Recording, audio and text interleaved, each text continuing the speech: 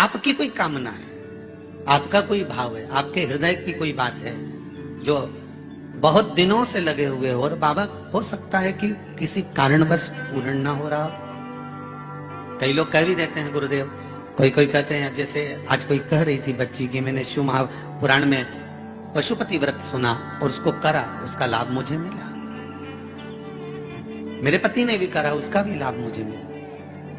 पर एक काम गुरुदेव ऐसा अटका हुआ है कि वो काम हम करना चाह रहे हैं, व्रत भी कर लिया, अनुष्ठान भी कर लिया, पर फिर भी वो व्रत के कारणवश भी वो कार्य नहीं हो रहा। तो समझना कि कोई कार्य बड़ा भारी होगा और बाबा उसको कर नहीं रहा है, या कोई काम अटक रहा है। तो हमने पहले भी कहा, ये बीच की जो पत्ती है ये देव अधिदेव महादेव, ये ब्रह्मा, ये विष्णु, इन दोनों पत्ती के मिलन से लेकर इस पत्ती के बीच की जो डंडी है, ये नीचे की डंडी का वर्णन नहीं कर रहा है, इन दोनों पत्तियों के बीच में जो डंडी है बची हुई, जो तीनों के बीच में एक डंडी का जो भाव है, ये माता जगत जननी जगदम्बा माता पार्वती है।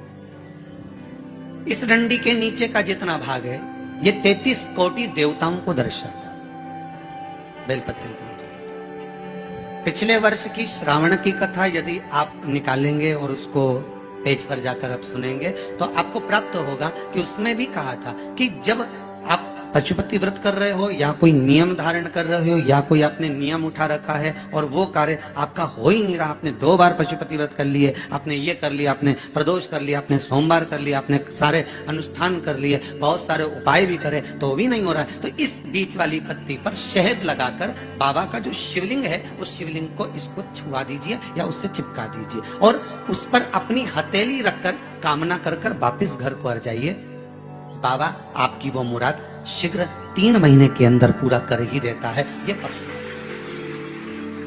मतलब हम शिव के करीब, देखिए शंकर भगवान की तपसाधना में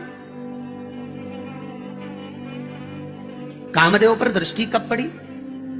जब कामदेव ने तीक्ष्ण बाण छोड़ा और वो बाण जो छोड़ा गया वो कहां लगा?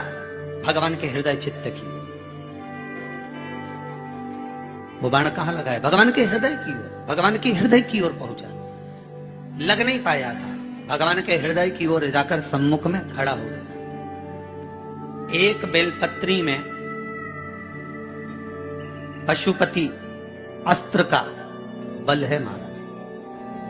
किसमें? एक बेलपत्री में पशुपति अस्त्र का बल है। और आपको मालूम होगा कि पशुपति अस्त्र केवल कुछ ही के पास में थे। एक मेरे राघव जी के पास, राम जी के पास था, एक मेरे कृष्ण के पास था, एक भगवान विष्णु के पास था, एक परशुराम भगवान के पास था।